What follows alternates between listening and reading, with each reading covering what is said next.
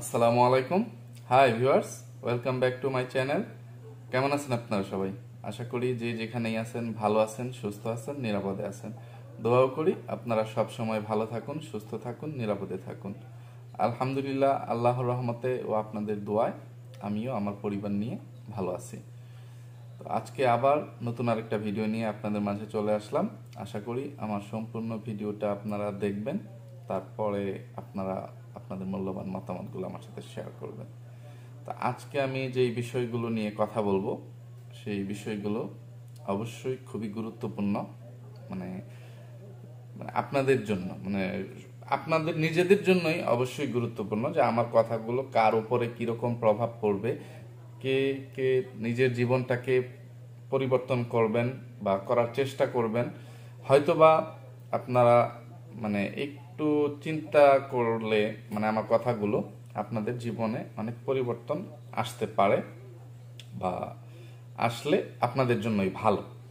শুরুতেই বলে রাখি, যারা আপনারা আমাকে এতদিন ধরে দেখতেছেন বা যারা ইদানিং নতুন করে দেখা শুরু করছেন, যে সবার জানার উদ্দেশ্যে যে আমি কিন্তু কোনো মাদ্রাসায় পড়ালেখা করা ছাত্র না, বা কোনো হাদিস কালাম নিয়ে খুব বেশি জানি বা খুব মহাপণ্ডিত মহাজ্ঞানী এরকম কেউ না।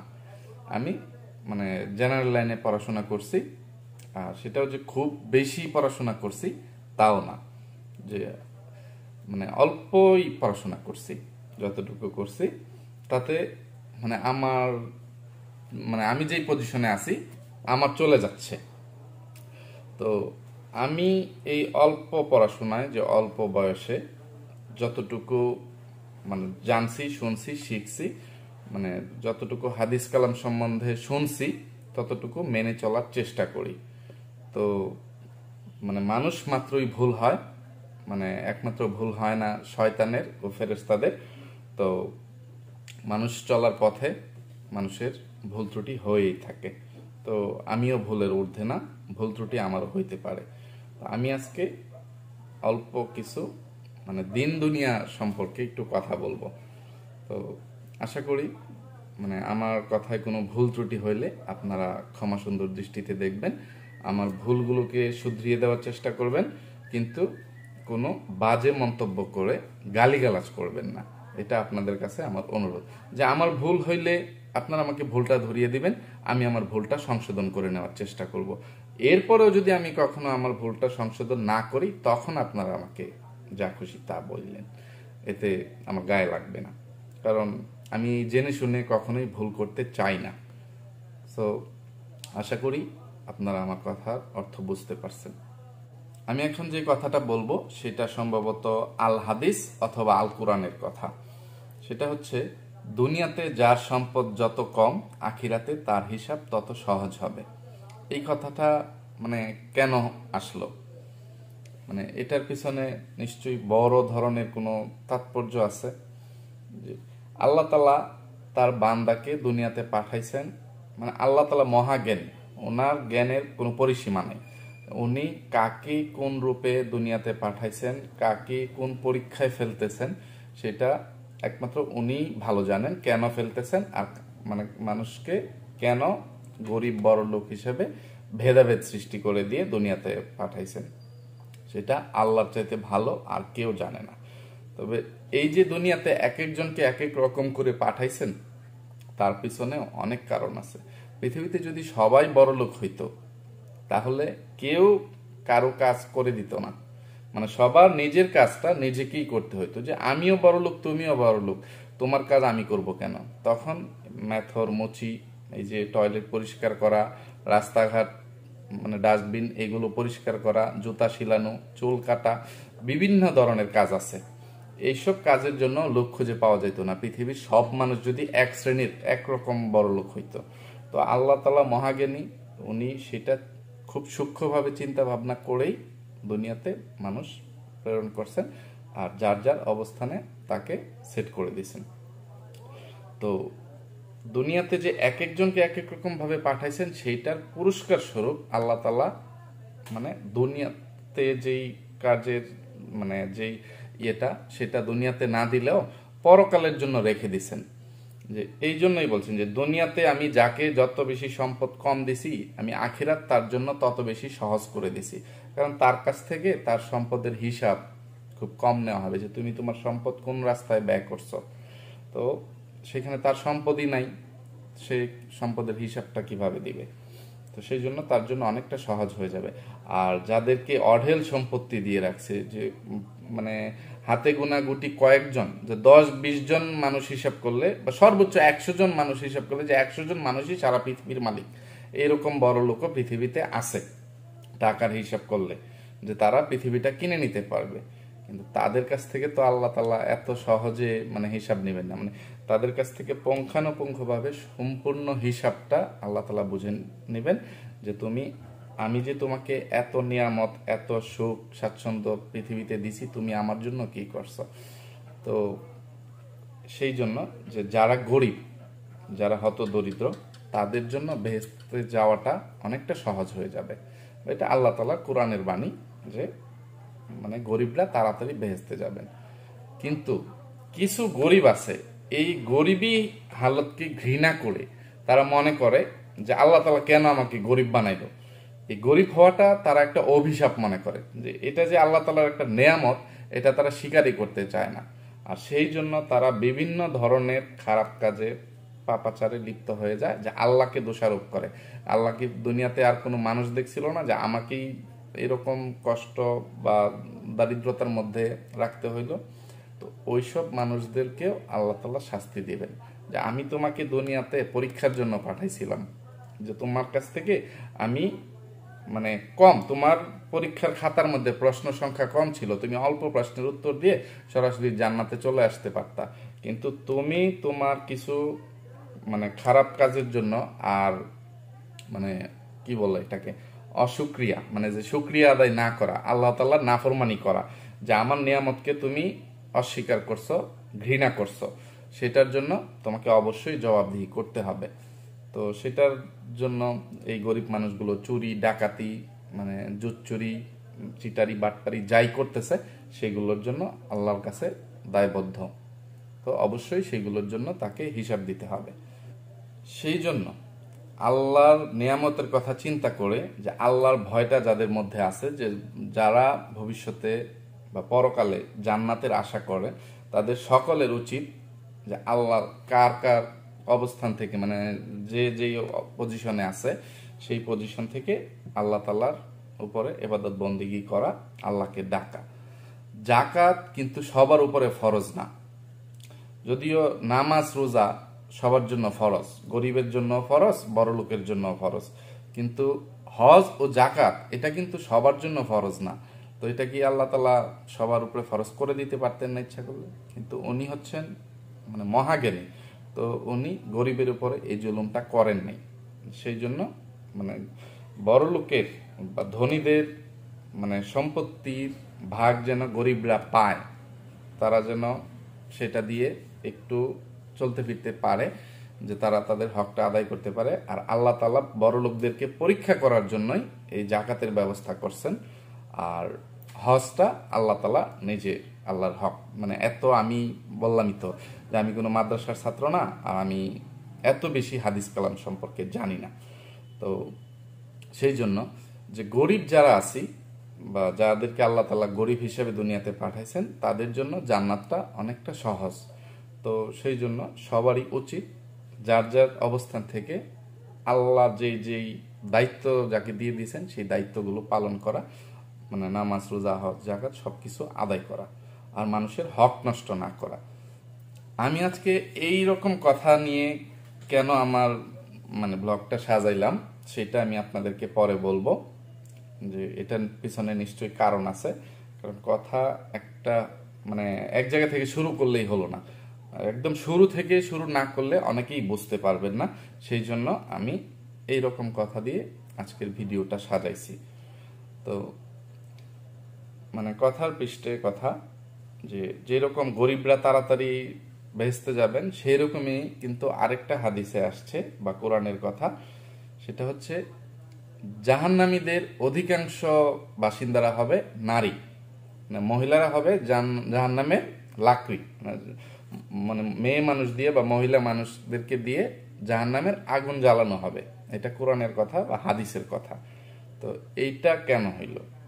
যে নারীরা এত সম্মানিত, মানে আল্লাহ তাআলা তাদেরকে এত সম্মান দিছেন যে হাসরের ময়দানেও যে মায়েদেরকে যেন অপমানিত হইতে না হয়, সেই জন্য যে সন্তানকে ডাক দেওয়ার আগে, মানে মানুষকে কোনো বান্দাকে ডাক দেওয়ার আগে তার মায়ের নাম নিয়ে তাকে ডাক দেওয়া হবে। যেন কোনো মা যদি মানে কি বলবো যে দুশ্চরিত্রা হয়ে থাকে, যে একজনের সাথে সংসার করে আরেকজনের সন্তান গর্ভে ধারণ করে সমাজের চোখে পৃথিবীর চোখে পরিচিত ছিল, কিন্তু আদতে বাস্তবে সেই সন্তানের বায়োলজিক্যাল পিতা বা বাবা অন্য কোনো ব্যক্তি ছিল, যেটা পৃথিবীর মানুষ জানতো, কিন্তু আল্লাহ তাআলা মানে সেটা ওইখানে তো সবকিছুই জানতেছেন, ওনার ফেরেশতারা সবগুলো কাজ সূক্ষ্মভাবে লিখে রাখতেছেন।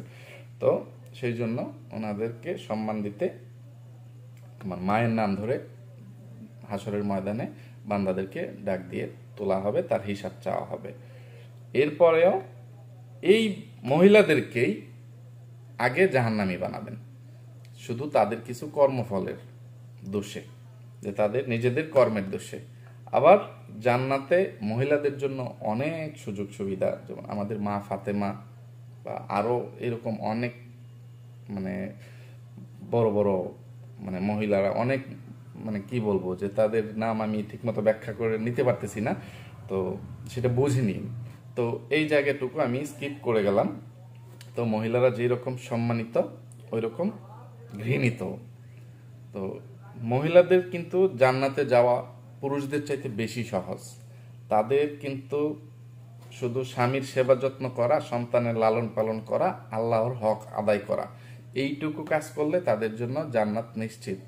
তো এরপরে যে বেপরদায় চলাফেরা করা, স্বামী রেখে অন্য পুরুষের জন্য সুগন্ধি ব্যবহার করা, যে এই যে চুল খোলা রেখে অন্য পুরুষদের সাথে মানে পুরুষদের সামনে যাওয়া, এই যে মানে অনেক কাজ আছে যেগুলোর জন্য বেশিরভাগ মহিলারা একটু অসাবধানতার জন্য, যে একটু বেপরদার জন্য অধিকাংশ নারী জাহান্নামী হবেন। তো এই সহজ সহজ কাজগুলো যদি তারা দুনিয়াতে একটু সাবধানতার সাথে করে নিত, তাহলে হয়তোবা পরকালে এত কঠিন আযাব তাদেরকে ভোগ করতে হইতো না। তো এই কথাটা আমি এই জন্যই বললাম, নারীদেরকে কিন্তু দুনিয়াতে আল্লাহ তাআলা এত দায়িত্ব দেন নাই যে তোমাকে সংসারের দায়িত্ব নিতে হবে, তোমার বাবা মায়ের দায়িত্ব নিতে হবে, তোমার সন্তানের দায়িত্ব নিতে হবে। কোনো দায়িত্বই ইসলামী শরীয়তে মহিলাদের উপরে নাই। মানে কিছু দায়িত্ব আছে, যে মহিলারা যদি স্বামীর চাইতে বড় লোক হয়, মানে পৈতৃক সম্পত্তির দিক থেকে যদি স্বামীর চাইতে সে বেশি সম্পদশালী হয়, তখন সে ইচ্ছা করলে তার স্বামীকে তার সম্পত্তি দিয়ে সাহায্য করতে পারবে। এটা তার স্বামীর হক আছে, বা ওই মহিলা তার স্বামীকে দেওয়ার অধিকার আছে। কিন্তু সে নিজে ব্যবসা করে বা নিজে বাইরে গিয়ে বেপরদায় থেকে কাজ করে সন্তানদের লালন পালন করবে, সংসারের দায়িত্ব নেবে, এইরকম কোনো নিয়ম ইসলামে নাই। আর এই কথাটাও আমি কেন বলছি সেটারও কারণ আছে, আমি অবশ্যই আপনাদেরকে খুলে বলবো। আর একটা সংসারের মানে বড় সন্তান, সেটা ছেলে হোক বা মেয়ে হোক, মানে মেয়ে হইলে অবশ্যই তার উপরে সেটা দায়িত্ব পড়ে না যে সে তার বাবা মাকে দেখবে। মানে মেয়ের দায়িত্ব শুধু এইটুকু যে বাবা মা লালন পালন করতেছে সন্তানকে, মেয়েকে যখন বিয়ে দিয়ে দিবে সে তার স্বামীর সংসার সামলাবে। এটা হচ্ছে ইসলামিক নিয়ম, যে স্বামী যেভাবে তাকে পরিচালনা করবে, স্বামী সৎ আদেশ দিবে বা স্বামীর সংসারে গিয়ে সহি সালামত ভাবে, মানে হাদিস কুরআন অনুযায়ী যেভাবে নিয়ম কানুন আছে ওইভাবে সে সংসার করবে। এটাই হচ্ছে একটা মেয়ের প্রকৃত মানে জীবন, ইসলামিক জীবন। সে তার বাবার বাড়ি নিয়ে আর কোনো চিন্তা করার কোনো প্রয়োজন নাই। সে তার স্বামীর অনুমতি ছাড়া তার বাপের বাড়িতে যাওয়ার অধিকারও নাই। তার স্বামী যদি নিষেধ করে যে তুমি আমার অনুমতি ছাড়া ঘর থেকে এক কদম বের হবা না, এটাই তার জন্য আইন, এটাই তার জন্য ফরজ। সারা জীবনেও যদি বাপের বাড়িতে যাইতে না দেয়, ইসলামী আইনে সেটাই বলা আছে যে তুমি তোমার স্বামীর অমতে বাড়ির বাইরে বের হবা না। এখানে আমি নারীদেরকে মানে বন্দি করে রাখতে এই কথাগুলো বলতেছি না, এটা শুধু বোঝাচ্ছি ইসলামিক নিয়মটা, যে আল্লাহ তাআলা মহিলাদেরকে কতটা সহজ করেছে। কিন্তু তোমার স্বামী তোমাকে চুরি করে এনে খাওয়াক, ডাকাতি করে এনে খাওয়াক, খুন খারাপি করে যেভাবে খুশি সেইভাবে রোজগার করে এনে খাওয়াক, সেটা তোমার জন্য হালাল। আর সংসারের উপার্জনের দায়িত্ব শুধুমাত্র পুরুষদেরকে দেওয়া হয়েছে, তোমার স্বামীকে। আর তুমি যতদিন তোমার বাবার অধীনস্থ থাকবা ততক্ষণ তোমার বাবার উপরে সেই দায়িত্ব, বাবা এবং স্বামী। স্বামী মারা যাওয়ার পরে তারপরে সন্তানের। আর এরপরে যে যারা নিঃসন্তান তাদের ক্ষেত্রে পর্দার মধ্যে থেকে আত্মীয় স্বজনের সাহায্য নিয়ে তুমি তোমার ব্যবসা পরিচালনা করো, যেটুকুই আছে তুমি কাজ করে তুমি তোমার সংসার পরিচালনা করো। কিন্তু সমাজে অনেক মহিলারা আছে যারা মানে দারিদ্রতার অজুহাত দিয়ে, যে আমার সংসারে এইরকম অভাব অনটন, যে সেই বাবা মায়ের কষ্ট দুঃখ কষ্ট আমার সহ্য হয় না, সেই জন্য মেয়ে হয়ে আমি আমার বাবা মায়ের দায়িত্ব নিয়ে নিলাম। আরে আপনি যে কত বড় নিজের পায়ে নিজে কুড়াল মারতেছেন সেটা একবার চিন্তা করলেন? আপনার পাপের হিসাব কি আপনার বাবা মা নিবে না আপনার সন্তান নিবে? সেটা একবার চিন্তা করছেন? আল্লাহ তো একদম মানে নির্দিষ্ট করে দিচ্ছেন যে কারো কর্মের হিসাব, কারো পাপের হিসাব অন্য আরেকজনের কাছ থেকে নেওয়া হবে না। যার যার কর্মের হিসাব তার তার কাছ থেকে নেওয়া হবে। আপনার পাপ আপনার কাছ থেকে হিসাব নেওয়া হবে।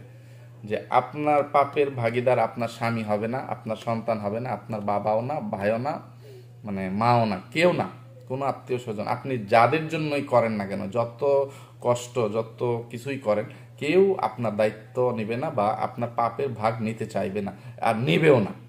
তো আপনি শুধু শুধু কিসের অজুহাত দেখিয়ে যে আমি তোমাদের জন্য এরকম পাপ করছি, তো তোমাদেরকে খাওয়াইছি, তোমরা সেটা সুবিধা ভোগ করছো, তোমরা এখন আমাকে একা কেন সেটার ফল ভোগ করতে হবে?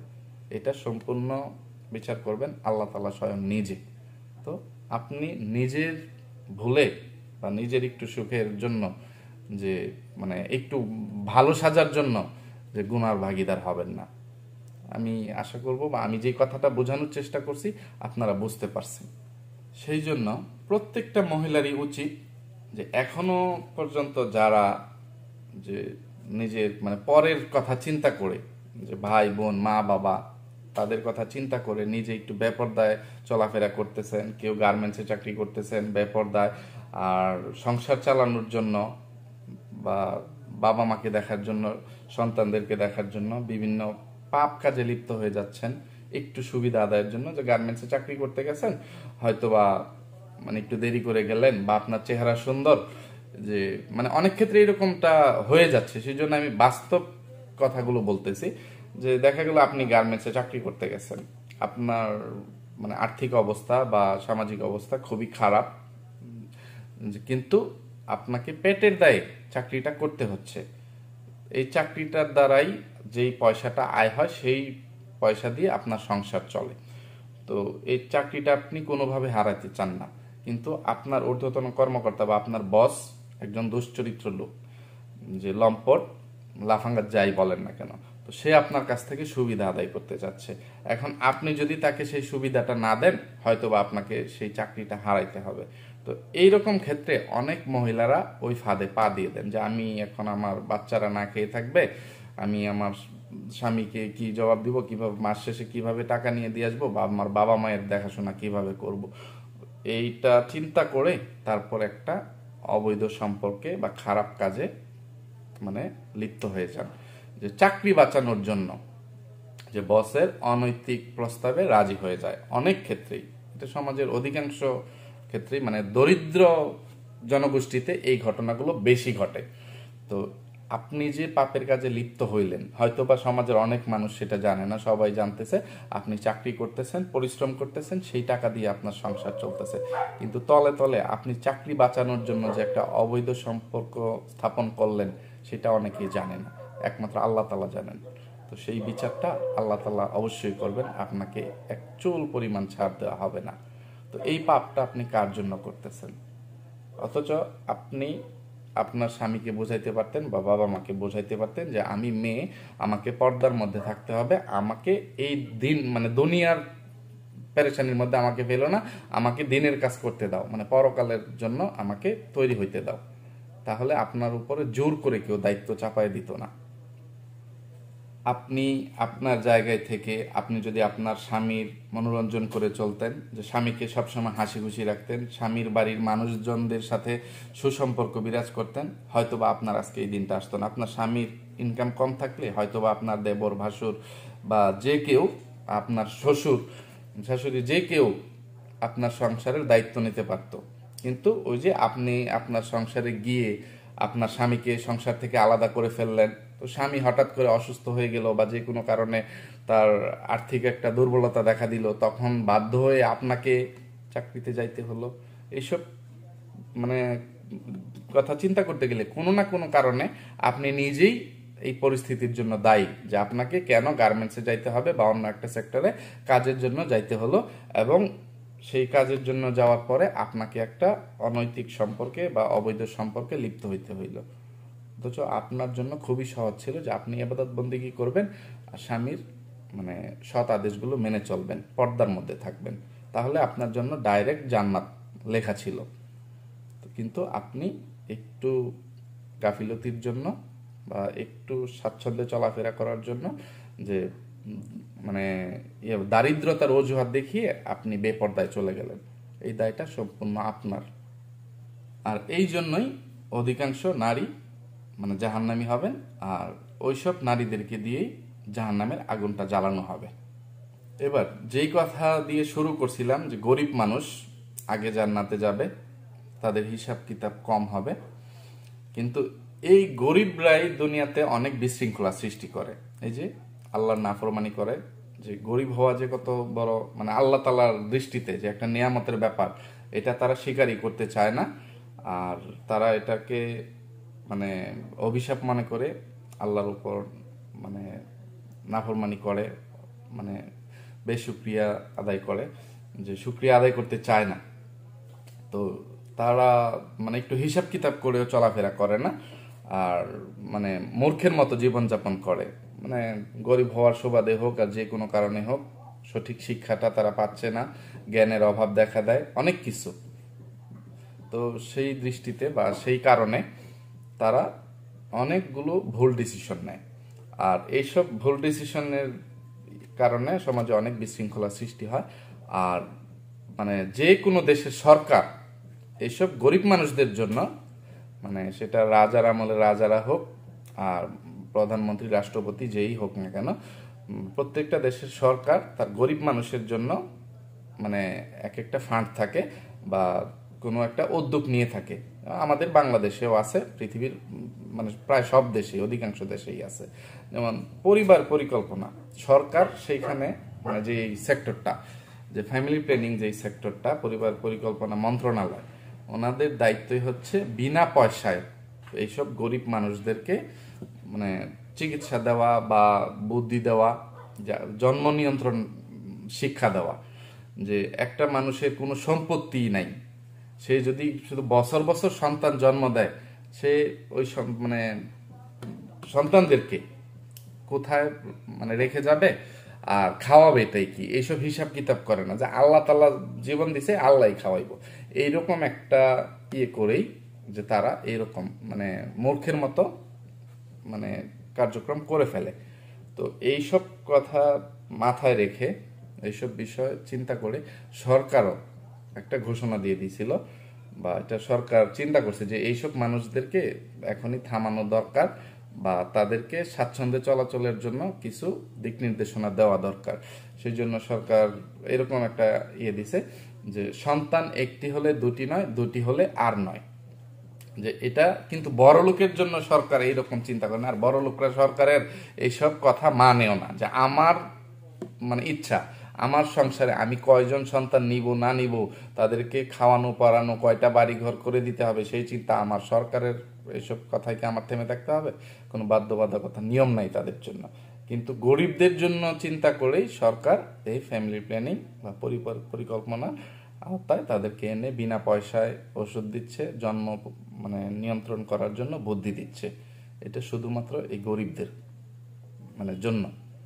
দেখা গেল ওই গরিব লোকটা, মূর্খ লোকটা, যে যে কোনো কারণে, যে কোনোভাবেই হোক, মূর্খতায় পড়ে হোক আর যে কোনোভাবে, যে বছর বছর সন্তান জন্ম দিতে দিতে একসময় 5টা 7টা সন্তান হয়ে গেছে, অথচ ওইসব সন্তানের পড়ালেখা, চিকিৎসা, অন্ন, বস্ত্র, শিক্ষা, বাসস্থান এইগুলো মানে তাকে দেওয়ার মতো ক্ষমতা ওই গরিব মানুষের থাকে না। আর সেই জন্য এই সন্তানগুলো হয় টোকাই, অথবা শিশু শ্রমিক, অথবা চোর, ডাকাত, মানে এক একটা এক এক রকম হয়ে যায়, বা মানুষের বাড়িতে কাজ করতে চলে যায়। মানে সমাজে একটা বিশৃঙ্খলা সৃষ্টি হয় বা দারিদ্রতা বেড়ে যায়। যে সংসারে মানে ওই লোকটা তখন 5টা সন্তানের জন্য যে খাবার আনতে হবে, সে হয়তো বা 2টা সন্তান থাকলে যেই পরিমাণ খাবার দিতে হইতো 5টা সন্তানের মুখে সেই খাবারটা দিতে পারতেছে না, সেখানে তার 1টা বা 2টা সন্তান থাকলে তার জন্য সহজ হইতো। তো এইসব কথা চিন্তা করে সরকার বিভিন্ন পদক্ষেপ নিয়ে থাকে। এইরকম ওই দরিদ্র লোকটা অধিক সন্তান নেওয়ার ফলে যখন সে সন্তানের ভরণ পোষণগুলো না করতে পারে, মৌলিক চাহিদাগুলো না মিটাইতে পারে, যে তার যে কাজ, দেখা গেল সে 300 টাকা মানে মজুরির একটা কাজ করতেছে, কিন্তু তার সংসারের প্রয়োজন হচ্ছে দৈনিক 500 টাকা, আর সে হচ্ছে তার পরিবারের মানে একাই মানে উপার্জনক্ষম ব্যক্তি, কিন্তু মানে তার উপরে সম্পূর্ণ চাপটা চলে আসছে, তখন তাকে বাধ্য হয়ে কোনো অবৈধ কাজে লিপ্ত হইতে হয়।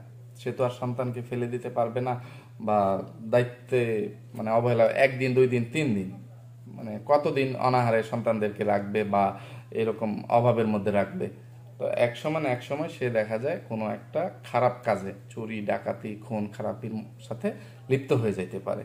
তো এইসব কথা চিন্তা করেই, এইসব দৃষ্টি থেকেই সরকার এই গরিব মানুষদের জন্য বিভিন্ন মানে পদ্ধতি গ্রহণ করে থাকেন।